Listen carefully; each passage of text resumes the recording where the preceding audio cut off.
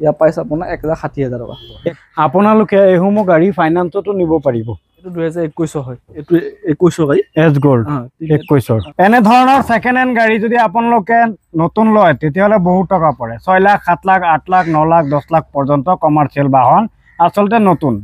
কিন্তু আপোনালোকে যদি ছেকেণ্ড হেণ্ডত আহে নতুন নিকিনি তেতিয়াহ'লে বহুত কমত পায়। নমস্কাৰ, মই আজিজুৰ ৰহমান। আপোনালোকে চাইছে খবৰ ইত্যাদি। এনেধৰণৰ গাড়ী যাতে আপোনালোকে নতুন কিনিব নোৱাৰিলেও কমত কিনিব পাৰে তাৰ কাৰণে আজিৰ উপস্থাপন।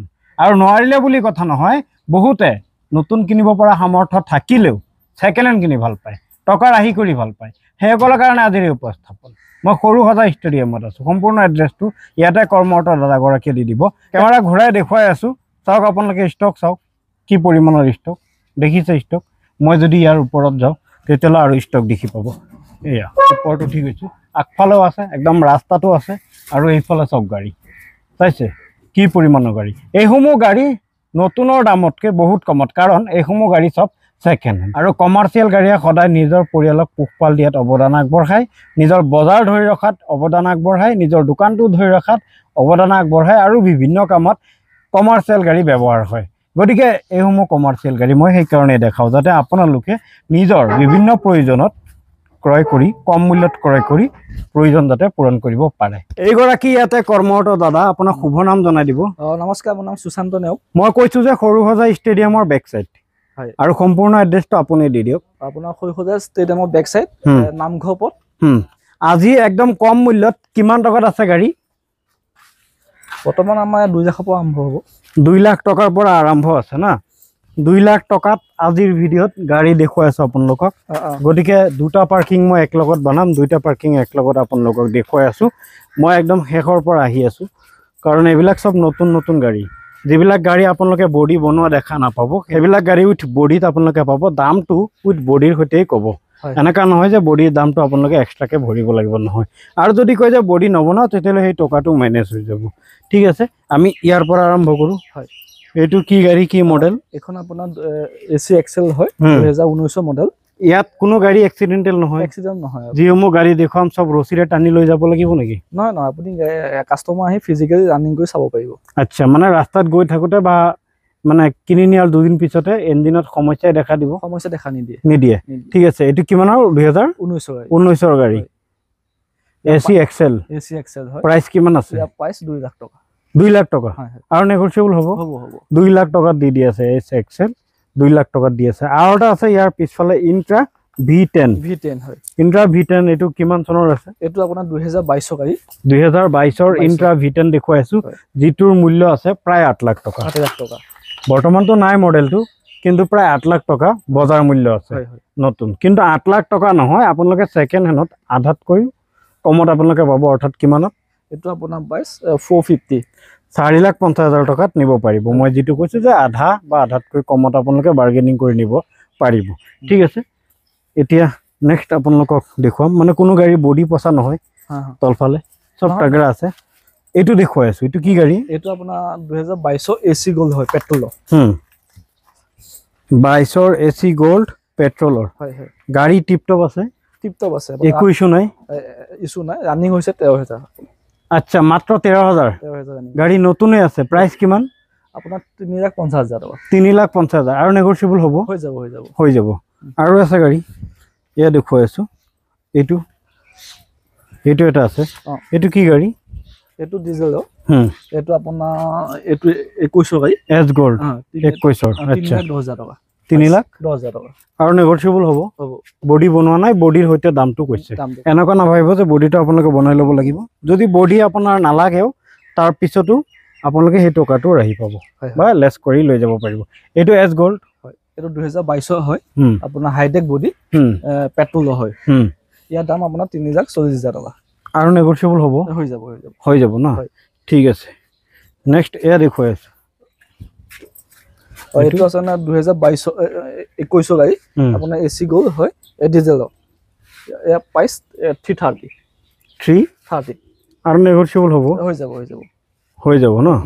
330 আৰু নেগোচিয়েবল হৈ যাব। ঠিক আছে, নেক্সট এইটো দেখাই আছোঁ। এইটো আপোনাৰ 2020 হয়। ইয়াৰ প্ৰাইচ আপোনাৰ 3,10,000 টকা।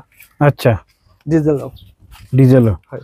টিপটপ আছে না গাড়ী টিপটপ আছে গাড়ী টিপটপ আছে হ্যাঁ। এইটো চাওক আপোনালোকে দেখুৱাই দিছোঁ গাড়ী ঠিক আছে নেক্সট এইখন দেখুৱাই আছোঁ এইখন যোদ্ধা যোদ্ধা 1700 কিমান চনৰ যোদ্ধা এইটো 2021 হয় একো ইছ্যু নাই ন ইছ্যু নাই টিপটপ আছে গাড়ী টিপটপ আছে আচ্ছা প্ৰাইচ কিমান বডি সৰু সৰু কাম আছে এইখিনি আমি আচ্ছা কৰি দিম আপোনাৰ কিমান প্ৰাইচ 5,80,000 টকা 5 লাখ 80,000 টকা আৰু নেগোচিয়েবল হ'ব হৈ যাব আচ্ছা ঠিক আছে এইখন দেখুৱাইছো ন দেখাইছো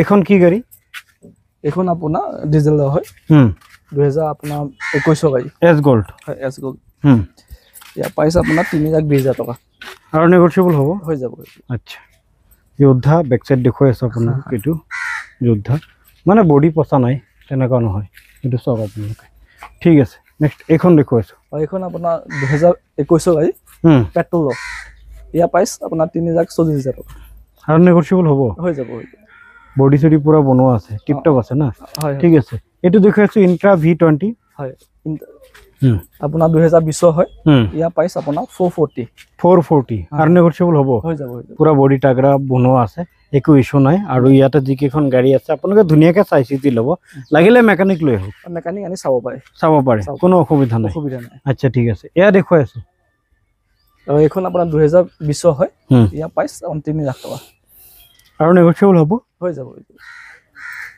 এয়া দেখুৱাই আছো স্কুল বাছৰ কাৰণে উপযুক্ত স্কুলৰ কাৰণে আচলতে উপযোগী কালাৰো ধুনীয়া আছে য়েল্লো কালাৰত আছে এইটো মেজিক এক্সপ্ৰেছ এইটো কিমান চনৰ 2019 হয় 2019 প্ৰাইচ আপোনাৰ 290 একো ইস্যু নাই আচ্ছা হেডলাইটটো ভগা আছে নতুন আমি লগাই দিম নতুন লগাই দিব না হয় কিন্তু ইয়াত ফাইনেন্স নহয় কেছ নিব লাগিব হয় আচ্ছা এইটো আপোনাৰ 2022 গাড়ী আপোনাৰ পাঁচ 3.5 লাখ টকা আচ্ছা মানে কিমান চনৰ পৰা ফাইনেন্স ষ্টাৰ্ট ফাইনেন্স গোটেইখিনি ফাইনেন্স হৈ যাব সব গাড়ী ফাইনেন্স হ'ব অনলি পেছেঞ্জাৰ গাড়ী ফাইনেন্স নহয় আচ্ছা অসমৰ যিকোনো প্ৰান্তৰ পৰা আহিলে হ'ব হৈ যাব আপোনালোকে এইসমূহ গাড়ী ফাইনেন্সতো নিব পাৰিব এটা কথা আপোনালোকক কৈ দিলোঁ এইসমূহ যি গাড়ী দেখিছে সব গাড়ী আপোনালোকে ফাইনেন্সতো নিব পাৰিব ঠিক আছে এইটো দেখুৱাই আছো এইটো কিমান চনৰ মহিন্দ্ৰা সুপ্ৰ হয় 2018 চনৰ গাড়ী ইয়াৰ প্ৰাইচ 2,50,000 টকা আৰু নেগোচিয়েবল হ'ব টিপটপ আছে গাড়ী না টিপটপ বডি সিটি পুৰা বনোৱা আছে এইবিলাক ধূলি লগা আছে পুৰা ধূলি চুলি লগোৱা আছে চাওক আপোনালোকে কম দামত নিব পাৰিব এইটো বুকিং হ'ল এইটো আছে আপোনাৰ AC জিপ এক্সেল হয় 2000 আপোনাৰ 19 ৰাস্ত হয় ইয়াৰ প্ৰাইচ আপোনাৰ 1,60,000 টকা 1,60,000 মানে 1,60,000 তো আপোনালোকে ইয়াতে গাড়ী পাব ঠিক আছে আৰু এইটো কিমান চনৰ এইটো আপোনাৰ 2019 হয় DI RX হয় কাগজ পাতি কিন্তু এভৰিথিং কৰি আপোনাৰ 4 লাখ টকা কাগজ পাতি এভৰিথিং কৰি 4 লাখ টকা টিপটপ আছে গাড়ী না টিপটপ আছে একো ইস্যু নাই বডি অকমান কাম আছে সৰু আমি কৰি দিম বডি অকন কাম আছে ঠিক আছে আৰু আছে মেজিক এক্সপ্ৰেছো আছে এইটো আছে এইটো ধুনীয়া গাড়ী দেখোন কিমান চনৰ AC ST হয় 2019 গাড়ী 2,30,000 টকা আচ্ছা 2,30,000 টকা আৰু নেগোচিয়েবল হ'ব তাতে কম বেছি হৈ যাব আচ্ছা ইন্ট্ৰা V30 আছে ন ইন্ট্ৰা V30 আছে কিমান চনৰ